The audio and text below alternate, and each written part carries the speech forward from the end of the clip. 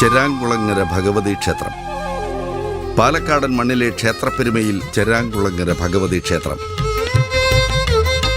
പണ്ട് ടിപ്പുവിന്റെ പടയോട്ടക്കാലത്ത് ഒരു ഹരിജൻ മുത്തശ്ശി അങ്ങാടിപ്പുറം തോട്ടത്ത് തറവാട്ടിലെ ഒരു പെൺകുട്ടിയുമായി പലായനം ചെയ്ത് ഇവിടെ വരികയും ആലിൻ ചുവട്ടിൽ ചിരാത് കൊളുത്തി വിശ്രമിക്കുകയുമുണ്ടായി.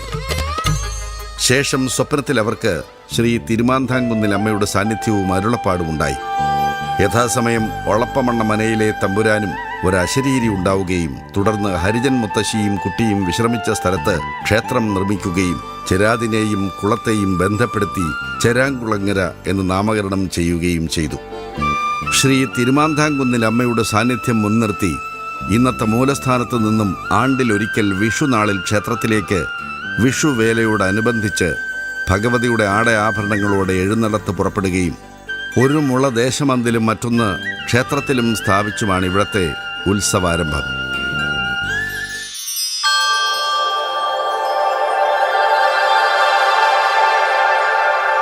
തൃത്താമര മഹാദേവ ക്ഷേത്രം.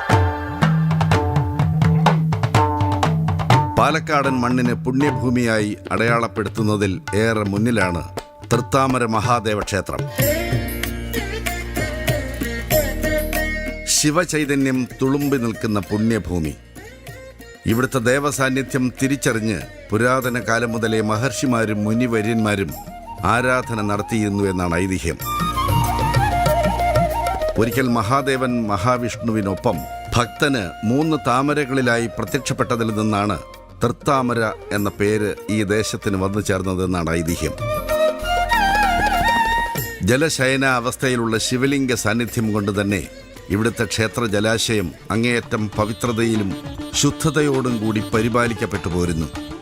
ആ പുണ്യജലത്തിലൊന്ന് മുങ്ങിക്കുളിച്ച് ദേവനെ തൊഴാനും അനുഗ്രഹദായക നിമിഷങ്ങൾ അനുഭവിക്കാനും ഇവിടേക്ക് ഭക്തരുടെ നിലയ്ക്കാത്ത ഒഴുക്കാണെന്നും.